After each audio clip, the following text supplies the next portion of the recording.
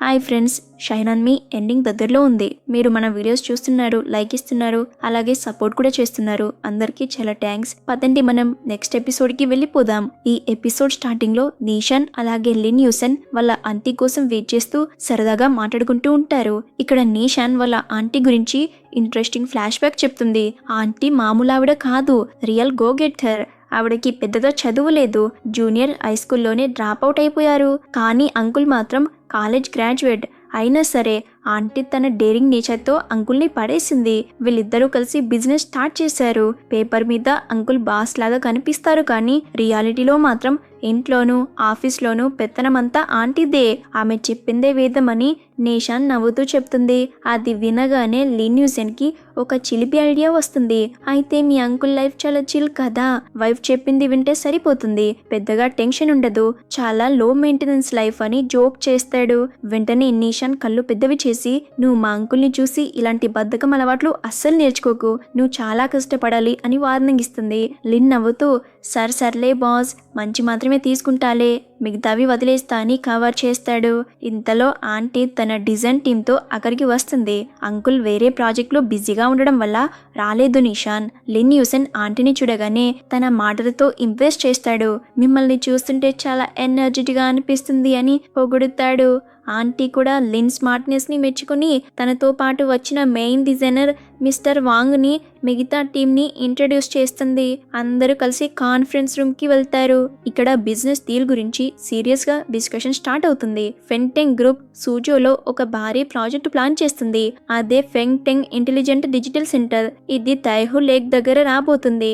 ఇందులో AI, big data, cloud computing లాంటి advance technologies ఉంటాయి. ఇది చాలా ప్రెస్టీజియస్ ప్రాజెక్ట్. అయితే దీనికి కాంపిటీషన్ మామూలుగా లేదు.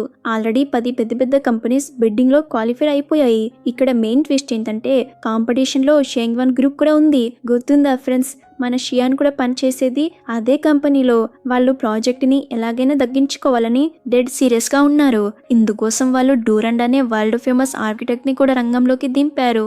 అంత పెద్ద వాళ్ళని తట్టుకొని ఈ ప్రాజెక్ట్ని గెలవాలంటే ఆంటీ వాళ్ళకి రొటీన్గా కాకుండా ఏదో స్పెషల్ ఐడియా కావాలి. అందుకే వాళ్ళు ఇప్పుడు నేషన్ వాళ్ళ సోలార్ టెక్నాలజీ హెల్ప్ తీసుకోవడానికి వచ్చారు. బిజినెస్ మీటింగ్ ఫుల్ జోష్లో సాగుతుంది. నేషన్ వాళ్ళ ఆంటీ మిస్ షేన్ తన ప్లాన్ని రివీల్ చేస్తుంది. నేను మీ గార్డెన్ని చూసినప్పుడు నాకు ఒక స్పార్క్ వచ్చింది. ఫెంగ్టెంగ్ గ్రూప్ బాస్ రీసెంట్ గా ఇంటర్వ్యూలలో గ్రోయింగ్ గ్రీన్ గురించి చాలా సార్లు మెన్షన్ చేశాడు. సో మనం కూడా ఈ ప్రాజెక్ట్ లో పీవీ టెక్నాలజీ వాడి ఒక ఎకో ఫ్రెండ్లీ బిల్డింగ్ డిజైన్ చేస్తే ఖచ్చితంగా వాళ్ళని ఇంప్రెస్ చేయొచ్చు అని తన ఐడియా చెప్తుంది. ఆంటీ తన డిజైన్ కాన్సెప్ట్ ని చూపిస్తుంది. టీమ్ పేరు setting sail and braving the waves. Fengteng లోని ఫెంగ్ అంటే గాలి అని అర్థం వస్తుంది కాబట్టి ఆ కాన్సెప్ట్ తో బిల్డింగ్ ని ఒక పెద్ద సెయిల్ బోర్డ్ షిప్ లో డిజైన్ చేశారు. చూడ్డానికి ఒక భారీ నౌక సముద్రంలో వెళ్ళడానికి రెడీగా ఉన్నట్టు ఉంటుంది. ఇది చూసి అందరూ ఇంప్రెస్ అవుతారు. అయితే ఇక్కడ నీషాన్ చాలా ప్రాక్టికల్ గా ఆలోచిస్తుంది. ఆంటీ, మీ కాన్సెప్ట్ సూపర్ గా ఉంది, కానీ నిజం చెప్పాలంటే ఈ ప్రాజెక్ట్ మా లియుగ్వాంగ్ గార్డెన్ కి జస్ట్ పెద్ద వర్షన్ మాత్రమే కాదు. ఇందులో ఉండే టెక్నికల్ సిస్టమ్స్, ఎలక్ట్రికల్ వర్క్స్ చాలా కాంప్లెక్స్ గా ఉంటాయి. మేము మీకు కావాల్సిన టెక్నికల్ సపోర్ట్ ఇవ్వగలమా లేదా అని డౌట్ గా ఉంది. కానీ మా బెస్ట్ అయితే ట్రై చేస్తామని నిజాయితీగా చెప్తుంది.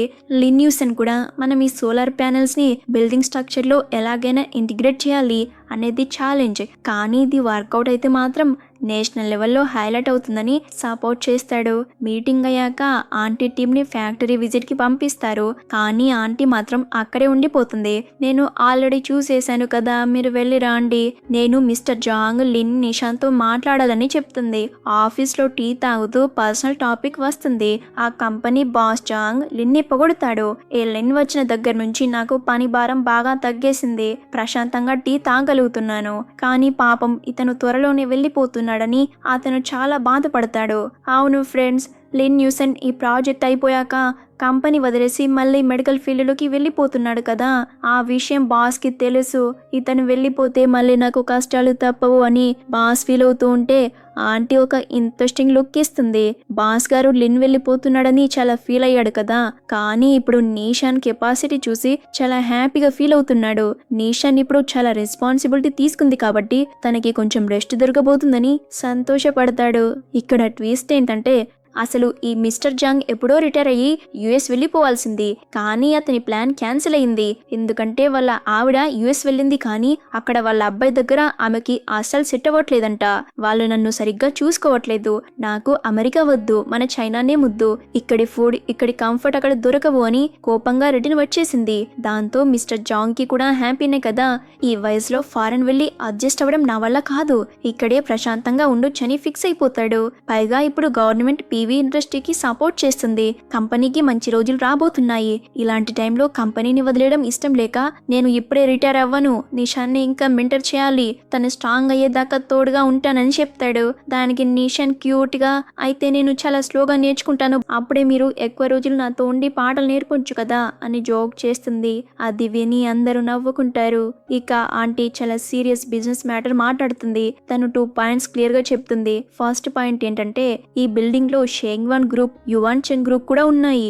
కాంపిటీషన్ చాలా హెవీగా ఉంటుంది, మీకు ఏదైనా కాన్ఫ్లిక్ట్ ఆఫ్ ఇంట్రెస్ట్ ఉందా అని అడుగుతుంది. దానికి నిషాన్, మాకేం భయం లేదు ఆంటీ, ఇంకా కసిగా పని చేస్తామని చెప్తుంది. సెకండ్ పాయింట్ చాలా ఇంపార్టెంట్. ఆంటీ ఏమో ఏ దాపరికం లేకుండా నిజం చెప్పేస్తుంది. చూడు నిషాన్, ఈ బిల్డింగ్ కేవలం డిజైన్ కి సంబంధించింది మాత్రమే. ఒకవేళ మేం గెలిచినా సరే ఆ బిల్డింగ్ కట్టేటప్పుడు మీ సోలార్ ప్యానెల్స్ వాడతారా లేదా అనేది మా చేతిలో ఉండదు, అది క్లయింట్ ఇష్టం. సో మీ ప్రోడక్ట్ సేల్ అవుతుందని నేను గ్యారంటీ ఇవ్వలేను, కానీ డిజైన్ చేసినందుకు మాత్రం ఫీజు ఖచ్చితంగా ఇస్తామని క్లియర్ కట్ గా చెప్తుంది. దీనికి నిషాన్ డిసప్పాయింట్ అవ్వదు. తను చాలా మెచ్యూర్డ్ గా ఆలోచిస్తుంది. పర్లేదంటే పీవీ అనే కాన్సెప్ట్ ఇంకా స్టార్టింగ్ స్టేజ్ లోనే ఉంది. ఇంత పెద్ద ప్రాజెక్ట్ లో, అంత పెద్ద ఈవెంట్ లో మా కాన్సెప్ట్ వినిపిస్తే చాలు, అది మాకు పెద్ద ఎక్స్ప్లోజర్. సో ఆ ప్రోడక్ట్ అమ్ముడుపోతుందా లేదా అనేది తర్వాత విషయం కదా, ముందు పార్టిసిపేట్ చేయడం ముఖ్యమని చాలా పాజిటివ్ గా తీసుకుంటుంది. నిషాన్ లో వచ్చిన ఈ కాన్ఫిడెన్స్ చూసి ఆంటీ కూడా చాలా ఇంప్రెస్ అవుతుంది. సైట్ విజిట్ లో నిషాన్ చాలా కాన్ఫిడెంట్ గా ఉంటుంది. ఒకవేళ చెంగ్ రే కేవలం డిజైన్ బిడ్ గెలిచినా పర్లేదంటే ఇంజనీరింగ్ వర్క్స్, ఆ పీవీ ప్యానెల్స్ కాంట్రాక్ట్ మేమే గెలుచుకుంటామని భరోసా ఇస్తుంది. అక్కడి వాతావరణం చాలా ప్రశాంతంగా ఉన్నా రాబోయే తుఫాను గురించి వాళ్ళకి తెలియదు కదా. సరిగ్గా అప్పుడే మన విలన్ గ్యాంగ్ ఎంట్రీ ఇస్తుంది. ఆ షేంగ్వాన్ గ్రూప్ బాస్ షేంగ్, వాళ్ళు హైర్ చేసుకున్న వరల్డ్ ఫేమస్ ఆర్కిటెక్ట్ డూరాండ్ కూడా అక్కడే ఉంటారు. వీళ్ళ ఓవర్ కాన్ఫిడెన్స్ మామూలుగా లేదు. ఆ డూరాండ్ గాడు నా డిజైన్ అద్భుతం, ఈ ల్యాండ్ మీద నా ముద్ర వేసేయాలి అని బిల్డప్ ఇస్తుంటే పక్కన షేంగ్ గాడు ఇంకాస్త ఓవర్ చేస్తాడు. దూరం నుంచి నిషాన్ వాళ్ళ ఆంటీని చూసి, అసలు ఆ చెంగ్ రే అనే చిన్న కంపెనీకి మనలాంటి పెద్ద కంపెనీకి పోటీ ఏంటి, వాళ్ళు మన లీగ్ లోనే లేరు, అసలు ప్రీ క్వాలిఫికేషన్ రౌండ్ ఎలా దాటారో ఏంటో, ఏవో రికమెండేషన్స్ వాడి ఉంటారని చాలా చీప్ గా తక్కువ చేసి మాట్లాడతాడు. సడన్ గా ఇద్దరు ఎదురు పడతారు. షేంగ్ లిన్యూసన్ ని చూడగానే ఫేస్ లో ఒక వెటకారపు నవ్వు పెడతాడు. ఓహో, లిన్యూసన్ ఇక్కడేంటి, వాట్ ఇస్ సర్ప్రైజ్, నేను ఇక్కడికి వస్తున్నా అని నీకు చెప్పలేదు కదా, అందుకే ఫ్రీ మీల్ కోసం వచ్చావా ఏంటి అని సెటైర్ వేస్తాడు. అంతేకాకుండా ఇంకా ఓవర్ చేస్తూ, నేను విన్నానులే, నువ్వు కంపెనీ బాధ్యతలన్నీ నిషాన్కి అప్పచెప్పి రిలాక్స్ అవుతున్నావంట కదా అని ఇన్సల్ట్ చేస్తాడు. అంటే లిన్ ఇప్పుడు పని లేకుండా ఖాళీగా ఉన్నాడని అతని ఉద్దేశం. తర్వాత ఆంటీని చూసి చూడనట్టు నటించి, అయ్యో సారీ మేడం, లిన్తో మాటలో పడి మిమ్మల్ని గమనించనే లేదు అని నాటకాలు ఆడతాడు. లిన్యూసన్ వెంటనే ఈవిడ నిషాన్ వాళ్ళ ఆంటీ అని పరిచయం చేస్తాడు. ఆ మాట దొరకగానే షేంగ్ తన నోటికి పని చెప్తాడు. ఓహో ఆంటీ గారా, అందుకే నువ్వు ఇలా వెంటపడి తిరుగుతున్నా, గర్ల్ ఫ్రెండ్ ఫ్యామిలీని ఇంప్రెస్ చేయడానికి అసిస్టెంట్ లాగా టూర్ గైడ్ లాగా మారావా ఏంటి, ఆమెని హ్యాపీగా ఉంచడం ముఖ్యం కదా అని చాలా వెటకరంగా మాట్లాడతాడు. కానీ మన లిన్యూసన్ చాలా కూల్ కదా, వాడు ఎంత రెచ్చగొట్టినా ఈ ఈగోకి మాత్రం అస్సలు కనెక్ట్ అవ్వడు. అవును మరి, ఆంటీ సూజోలో ఉన్నప్పుడు ఆమెని చూసుకోవడం నా బాధ్యత కదా, అందుకే ఈ రోజుకి ఇలా టూర్ గైడ్ డ్యూటీ చేస్తున్నా అని స్మైల్ తో ఆన్సర్ ఇస్తాడు. లిన్ ఎంత పాజిటివ్ గా ఉన్నా ఆపోజిట్ వాళ్ళు మాత్రం నిషాన్ కంపెనీని, ఆంటీ కంపెనీని చాలా తక్కువ అంచనా వేస్తున్నారు. మన నిషాన్ తన క్లాస్ ఏంటో చూపిస్తుంది. విలన్ షేంగ్ పక్కన ఉన్న షియాన్ని చూసి, చూడు నిషాన్ ని క్లాస్మేట్ కదా, ఆమెని చూసి నేర్చుకో, ఒక కంపెనీ మొత్తం నడిపిస్తుంది, ఆమె బాయ్ ఫ్రెండ్ కూడా లైఫ్ ని ఎంజాయ్ చేస్తున్నాడు అని వెటకారం చేస్తాడు. అంటే నిషాన్కి కేవలం డబ్బు బ్యాక్గ్రౌండ్ ఉన్నాయి తప్ప సొంత టాలెంట్ లేదని ఇండైరెక్ట్ గా అంటున్నాడు. దానికి నిషాన్ ఇచ్చిన కౌంటర్ చూస్తే మైండ్ బ్లాంక్ అవ్వాల్సిందే. చాలా పొలైట్ గా స్టార్ట్ చేసి గట్టి పని చేయిస్తుంది.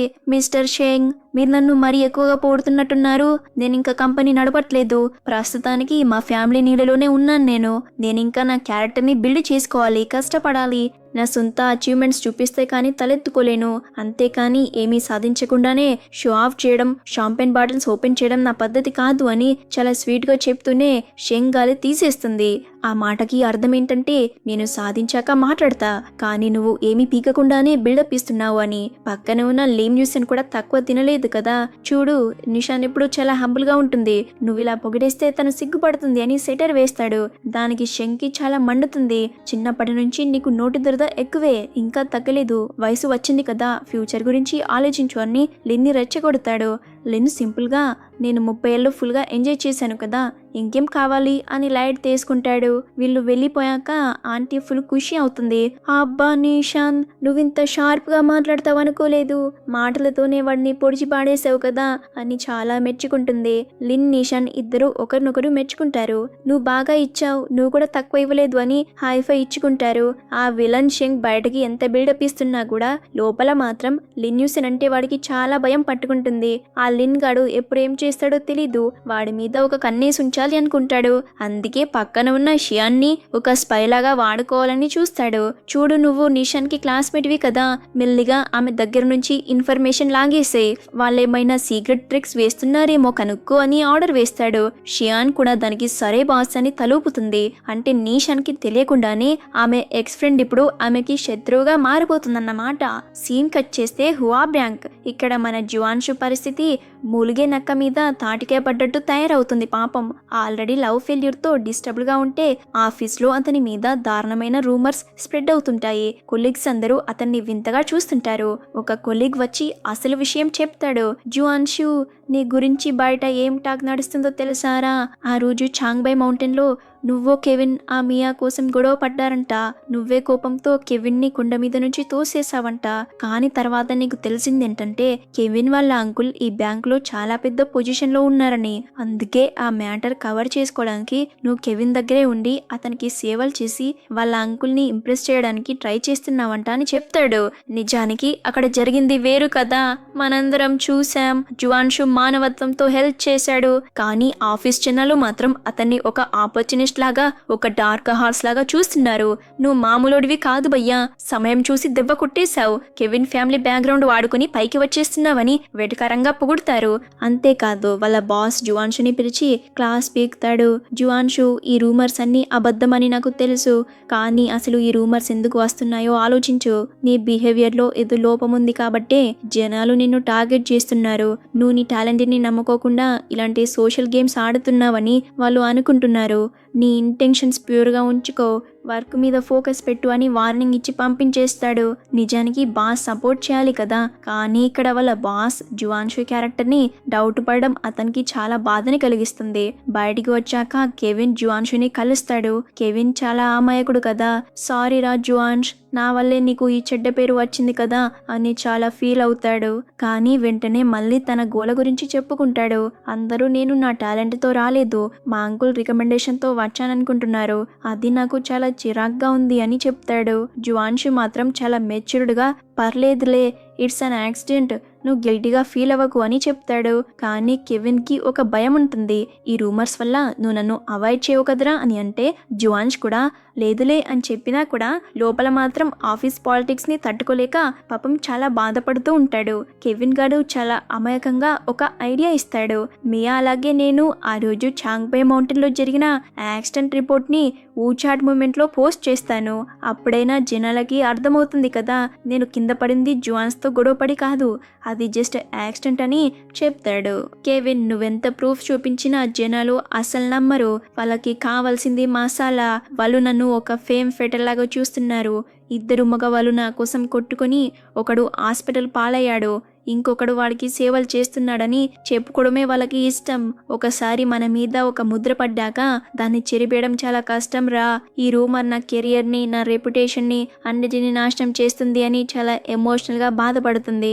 ఇటువైపు జువాన్ష్ పరిస్థితి ఇంకా దారుణంగా ఉంటుంది. కొలీగ్స్ వెనకాల మాట్లాడుకునే మాటలు అతనికి వినిపిస్తాయి. వీడు పైకి సైలెంట్గా కనిపిస్తాడు, కానీ లోపల చాలా కన్నింగ్. కెవిన్ వాళ్ళ అంకుల్ పవర్ యూస్ చేసుకుని ఇన్వెస్ట్మెంట్ బ్యాంక్లోకి ఎంట్రీ ఇచ్చాడు. వీడేమీ సొంత టాలెంట్తో రాలేదు, అంతా బ్రౌన్ నోసింగ్ వల్లే అని చీప్గా మాట్లాడుకుంటారు. తన హార్డ్ వర్క్ని ఎవరు గుర్తించట్లేదు. కేవలం కనెక్షన్ వల్లే పైకి వచ్చాడనుకోవడం జువాన్షిని చాలా డిస్టర్బ్ చేస్తుంది. ఈ డిప్రెషన్ లో జువాన్షికి పాత జ్ఞాపకాలు గుర్తొస్తాయి. అసలు తను నిషాన్ ఎందుకు విడిపోయారు? కేవలం అబద్ధాలు రూమర్స్ వల్లే కదా. ఆ షియాన్ని అడిగినప్పుడు నేను నిషాన్ కాల్స్ బ్లాక్ చేయలేదు అని అబద్ధం చెప్పింది. కానీ ఇప్పుడు అర్థమవుతుంది మనుషులు తమ స్వార్థం కోసం ఎంతకైనా తెగిస్తారని.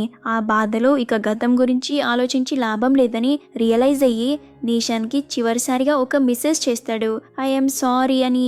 బహుశా ఇది తన వైపు నుంచి ఒక క్లోజర్ అన్నమాట. అయితే ఇక్కడ అతను సెండ్ చేశాడా లేదా అనేది ఎగ్జాక్ట్ గా తెలీదు. బట్ అలా పట్టుకొని అయితే కూర్చుంటాడు. ఇక ఆమెని డిస్టర్బ్ చేయకూడదు, తన తప్పుల్ని ఒప్పుకొని మూవ్ ఆన్ అవ్వాలి అని అనుకుంటాడు. మైండ్ డైవర్ట్ చేసుకోవడానికి జువాన్షు తన పాత యూనివర్సిటీ క్యాంపస్ కి వెళ్తాడు. అక్కడ తన్ని చూడగానే జియాంగ్ గాడు సర్ప్రైజ్ అవుతాడు. ఏంటి సడన్ గా క్యాంపస్ కి వచ్చావని అడిగితే, నీతో లంచ్ చేద్దామని వచ్చాన్రా, ఫ్రీగా ఉన్నావా అని అడిగితే ఎస్ అని చెప్తాడు. నెక్స్ట్ సీన్ లో నిషాన్ మాత్రం ప్రొఫెషనల్ గా దూసుకుపోతుంటుంది. ఈ సీన్ లో నిషాన్ ఆఫీస్ లో కాకుండా సైట్ విజిట్ లో ఉంటుంది. అక్కడ ఆఫీసర్ మిస్టర్ బావో చాలా స్ట్రైట్ ఫార్వర్డ్ గా మాట్లాడతాడు. మీరు ఆ పెద్ద కంపెనీ షేర్ హోల్డర్ కూతురు కదా, అందుకే లిన్యూసన్ మీకు ఈ ప్రాజెక్టు బాధ్యతలు ఇచ్చాడని ఇండైరెక్ట్ గా నెపోటిజం గురించి మాట్లాడతాడు. కానీ నిషాన్ ఏమాత్రం తడబడకుండా కేవలం బ్యాక్గ్రౌండ్ చూసి ఇచ్చాడనుకోకండి, నా టాలెంట్ పొటెన్షియల్ చూసి ఇచ్చాడనుకోవచ్చు కదా అని స్మార్ట్ గా ఆన్సర్ ఇస్తుంది. బావో కూడా ఆమె స్కిల్స్ ని మెచ్చుకుంటాడు. నిషాన్ చివరగా ఒక బిజినెస్ సూత్రం చెప్తుంది, రిలేషన్ ఏదైనా సరే విన్ విన్ సిచ్యువేషన్ ఉంటేనే ఎక్కువ కాలం నిలుస్తుంది అని చాలా మెచ్యూర్డ్ గా చెప్తుంది. ఆ తర్వాత లీన్యూసన్ నుంచి కాల్ వస్తుంది. ఏంటి అప్పుడే ఆఫీస్ నుంచి జంప్ అయిపోయావా అని అడిగితే, లేదు బాస్, నేను సైట్ లో కష్టపడుతున్నానని చెప్తుంది. లిన్ తనని మిస్ నిషాన్ అని పిలుస్తూ ఆట పట్టిస్తాడు. నీలో అప్పుడే కార్పొరేట్ స్టైల్ వచ్చేసింది, కానీ నేను మాత్రం ఇంటి దగ్గర హాట్ పాట్ ప్లాన్ చేశాను, రెడీగా ఉండు, పిక్ చేసుకుంటానని రొమాంటిక్ గా చెప్తాడు. అప్పుడే వాళ్ళ బ్రదర్ కాల్ చేసి జువాన్షి గురించి చెప్తాడు. వేణు, నిషాన్ నీకు ఒక విషయం చెప్పాలి అని సీరియస్ గా మ్యాటర్ చెప్పడం స్టార్ట్ చేస్తాడు. మొన్న జువాన్ష్ నన్ను డిన్నర్ కి పిలిచాడు. వాడు చాలా విచిత్రంగా బిహేవ్ చేశాడు. ఏమీ మాట్లాడకుండా సైలెంట్ గా డ్రింక్ చేశాడు. కానీ డ్రాప్ చేసేటప్పుడు సడన్ గా మన యూరప్ ట్రిప్ గురించి, ఆ స్టడీ టూర్ గురించి ఆరా తీశాడు. వాడేదో రిగ్రెట్ అవుతున్నట్టు అనిపించిందని చెప్పాడు. ఇక్కడే జియాంగ్ ఒక పెద్ద సీక్రెట్ అలాగే మిస్అండర్స్టాండింగ్ ని బయట పెడతాడు. ఇది వింటే నిజంగా విధి ఎంత విచిత్రంగా ఆడుకుందో అర్థమవుతుంది. నిషాన్, నేను నీకు న్యూ ఇయర్ అప్పుడే చెప్పాల్సింది, కానీ జువాన్ష్ బిహేవియర్ చూసి చెప్పలేదు. అసలు విషయం ఏంటంటే, యూరప్ ట్రిప్ వెళ్ళినప్పుడు జువాన్షు నిజంగానే మన కాలేజ్కి వచ్చి నీ కోసం చాలా వెతికాడట. కానీ ఎవరో తెలియక మనం అబ్రాడ్ వెళ్ళిపోయామని చెప్పారంట. అంటే నువ్వు పర్మనెంట్ గా వెళ్ళిపోయావు అనుకున్నాడు వాడు. పోనీ ఫోన్ చేద్దామంటే మనకి అప్పుడు ఇంటర్నెట్ రోమింగ్ లేదు, ఫోన్స్ స్విచ్ ఆఫ్. సో నువ్వు దేశం దాటి వెళ్ళిపోయావు, కాంటాక్ట్ లో కూడా లేవని డిసైడ్ అయిపోయి డిప్రెస్ అయ్యాడు అని అసలు నిజం చెప్తాడు. సో ఫ్రెండ్స్, ఇన్నాళ్ళు జువాన్స్ రాలేదు, వెతకలేదు అనుకున్నారు. కానీ వాడు వచ్చాడు, ప్రయత్నించాడు. కానీ ఒక చిన్న కమ్యూనికేషన్ గ్యాప్ వల్ల, రాంగ్ ఇన్ఫర్మేషన్ వల్ల ఇద్దరు దూరం అయ్యారు పాపం. జియాంగ్ ఆ నిజం చెప్పాక కొంచెం గిల్టీగా ఫీల్ అవుతాడు. అయ్యో, ఆ రోజు నేను నిన్ను యూరప్ ట్రిప్ కి లాక్కెళ్ళకపోయి ఉంటే జువాన్స్ నిన్ను కలిసేవాడేమో, మీ స్టోరీ వేరేలా ఉండేదేమో అని చాలా బాధపడతాడు. కానీ నిషాన్ ఇచ్చిన ఆన్సర్ చాలా పోయేటెడ్గా, చాలా డీప్గా ఉంటుంది. తనకి ఇప్పుడు ఎలాంటి కన్ఫ్యూజన్ లేదు. జియాంగ్, వాడు ఆ రోజు నా కోసం వచ్చినా రాకపోయినా పెద్ద తేడా ఉండేది కాదు. నా దృష్టిలో ఆ పాత ప్రేమ అనేది ఒక స్ట్రేంజర్ ఇంటి కిటికీలో లైట్ లాంటిది. అది ఎప్పుడు వెలుగుతుందో ఎప్పుడు ఆరిపోతుందో మన చేతిలో ఉండదు. దాన్ని మనం గెస్ కూడా చేయలేం. కానీ ఇప్పుడు లీన్యూసన్ చూపించే ప్రేమ అలా కాదు. అది ఒక సన్ లాంటిది. మనం కళ్ళు మూసుకున్నా సరే ఆ సూర్యుడి వెలుతురు, ఆ వెచ్చదనం మనల్ని తాకుతూనే ఉంటుంది. ఆ ప్రేమ మన చుట్టూ ఒక రక్షణలా ఉంటుంది అని క్లారిటీ ఇస్తుంది. అంతేకాకుండా ఆ రోజు నేను జువాన్షిని ప్రేమించింది నిజమే, కానీ ఆ రోజు ఆ ప్రేమ మాయమైపోయింది అనేది కూడా అంతే నిజం. వన్ సైడ్ లవ్ ఎప్పుడూ వీక్ గానే ఉంటుంది, కానీ ఇద్దరి వైపు నుంచి సమానంగా ఉండే ప్రేమే స్ట్రాంగ్ గా నిలబడుతుంది. అందుకే నేను ఇంత ఫాస్ట్ గా మూవ్ ఆన్ అవ్వగలిగాను అని చెప్పి జువాన్స్ చాప్టర్ కి పర్మనెంట్ గా ఫుల్ స్టాప్ పెట్టేస్తుంది. అలా ఫోన్ మాట్లాడుతూ ఉండగానే మన హీరో వర్కర్ రేంజ్ లో ఎంట్రీ ఇస్తాడు. అతన్ని చూడగానే పాప ఫ్లాట్ అయిపోతుంది. అప్పుడు అన్నీ మర్చిపోయి లెన్తో కలిసి షాపింగ్ కి వెళ్తుంది. సూపర్ మార్కెట్ లో మన క్యూట్ కపుల్ షాపింగ్ చేస్తూ ఉంటారు. హాట్ పాట్ కోసం ల్యాంబ్ రోల్స్, బీఫ్ రోల్స్ ఇంకా టోఫ్ తీసుకుంటారు. అక్కడ ఒక పెద్ద ఐస్ క్రీమ్ టబ్ చూసి నిషాన్ టెంప్ట్ అవుతుంది. కానీ వద్దులే బాబోయ్, ఇది తింటే నేను లావ్ అయిపోతాను అని డ్రాప్ అవుతుంది. ఆ తర్వాత వాళ్ళ కళ్ళు లాబ్స్టర్ ట్యాంక్ మీద పడతాయి. ఒకటి తీసుకుందామా అని నిషాన్ అడిగితే రెండు ఒకదానితో ఒకటి ఫైట్ చేసుకుంటున్నాయి కదా, ఆ రెండిటిని తీసుకుందామని లిన్ అంటాడు. నిషాన్ కి ఒక డౌట్ వస్తుంది. ఈ రోజు మన కుక్ లేదు కదా, నీకు దీన్ని క్లీన్ చేయడం వచ్చా అని అడిగితే లిన్ యూసెన్ ఫుల్ కాన్ఫిడెన్స్ తో అదెంత పని, it's a walk in the park, ఈజీగా చేసేస్తా అని బిల్డప్ ఇస్తాడు. సరే అయితే రెండు తీసుకుందాం, కానీ మిగిలితే మాత్రం నాకు బలవంతంగా పెట్టకూడదు అని నిషాన్ కండిషన్ పెడుతుంది. అలా ఆ రెండు ఫైటింగ్ చేస్తున్న లాబ్స్టర్స్ ని తీసుకుని ఇంటికి వెళ్తారు. ఇంటికి వెళ్ళాక అసలు కామెడీ స్టార్ట్ అవుతుంది. లిన్ యూసెన్ చేతిలో కత్తెర పట్టుకుని లాబ్స్టర్ వైపు సీరియస్ గా చూస్తుంటాడు. ఇందాక వాక్ ఇన్ ద పార్క్ అని బిల్డప్ ఇచ్చాడు కదా, ఇప్పుడు చూస్తే దాన్ని ఎలా కట్ చేయాలో అర్థం కాక తల పట్టుకుంటాడు. దీని అనటమీ కొంచెం డిఫరెంట్ గా ఉంది అని కవర్ చేస్తాడు. చివరికి నిషాన్ ఆవండి బాస్, నేను ట్యుటోరియల్ చూసి చెప్తానని ఫోన్ తీసుకొని వీడియో ప్లే చేసి గైడ్ చేస్తుంది. సర్జరీలో కింగ్ అయిన మన డాక్టర్ గారు ఒక లాబ్స్టర్ ముందు మాత్రం ఫీల్ అయిపోయారు. అది చాలా క్యూట్ గా ఉంటుంది. ఆ తర్వాత డిన్నర్ అయ్యాక నిషాన్ ఒక సీరియస్ విషయం అడుగుతుంది.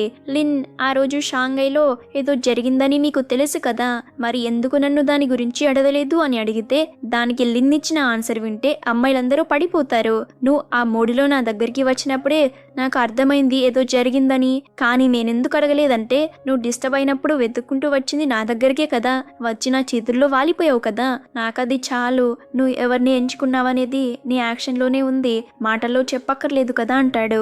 ఎంత మెచ్యూర్డ్ లవ్ కదా.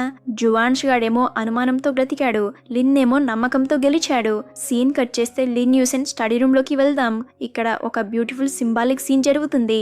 లిన్ యూసెన్ సర్జరీ కోసం తన చేతుల గ్రిప్ పోకూడదని ఖాళీగా ఉన్నప్పుడు సోయాబీన్స్ ని ఒక బౌల్లో నుంచి ఇంకో బౌల్లోకి మారుస్తూ ప్రాక్టీస్ చేస్తుంటాడు. ఈ రోజు చూస్తే ఆ ఎల్లో బీన్స్ ప్లేస్ లో రెడ్ బీన్స్ ఉంటాయి. ఏంటి కలర్ మారిపోయాయి అని లిన్ చూస్తే రోజు ఆ ఎల్లో కలర్ చూసి బోర్ కొడుతుందేమో అని నేనే రెడ్ కలర్ కి మార్చేశానని నిషాన్ చెబుతూ నీ చెయ్యి ఇలా ఇవ్వు అని అడిగి లిన్ చెయ్యి చాపగానే చివరి రెడ్ బీన్ ని తీసి అతని చేతిలో పెడుతుంది. ఇక్కడే లిన్ తన మనసులో మాట చెప్తాడు. నిషాన్, ఇందాక నేను చాలా కాన్ఫిడెంట్గా ఉన్నట్టు బిల్డప్ ఇచ్చాను, కానీ నిజం చెప్పాలంటే నేను కూడా చాలా భయపడ్డాను.